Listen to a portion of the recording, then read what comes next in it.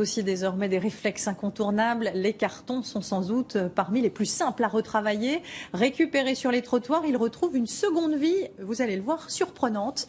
Une association a même décidé d'en faire une filière de réinsertion. Fatima Amedouni, Jean-François Lédin et Yvan Simor. Au départ, l'idée est simple. Elle consiste à récupérer des vieux cartons auprès des entreprises et des particuliers pour les remettre en état. La collecte est acheminée par triporteurs dans cet atelier. Après, une fois que tu as toute la largeur, tu vas tranquille. Doucement. Les cartons sont ensuite revendus. Coût moyen selon la taille, 1 €.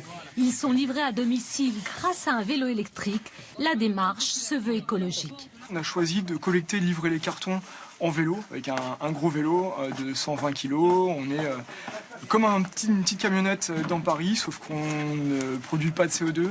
L'association a aussi un rôle social. Elle emploie 10 personnes en contrat d'insertion. Toutes comme Davis sont en grande précarité. En ce moment, je traîne les parkings ou alors des fois les banques ou l'entrée. C'est un contrat amical.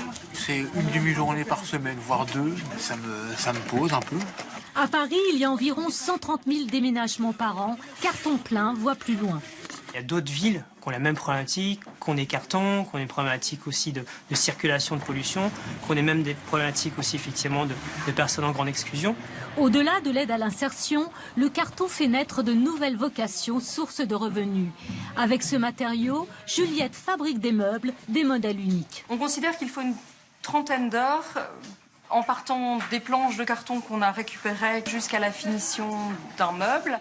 Chaque semaine, cette passionnée transmet son savoir-faire à 5 stagiaires. Quelle que soit la forme, on arrive à avoir ce qu'on veut avec le carton. Certains meubles peuvent supporter plus de 400 kilos. Avec le carton, l'imaginaire trouve toute sa place.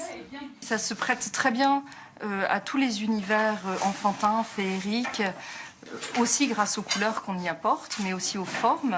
Qu'il serve au déménagement ou à la création d'objets, dans tous les cas, le carton récupéré entame ainsi une seconde vie. Et le moins qu'on puisse dire, c'est qu'on est très loin des armoires de nos grands-mères, dont il faut bien le dire.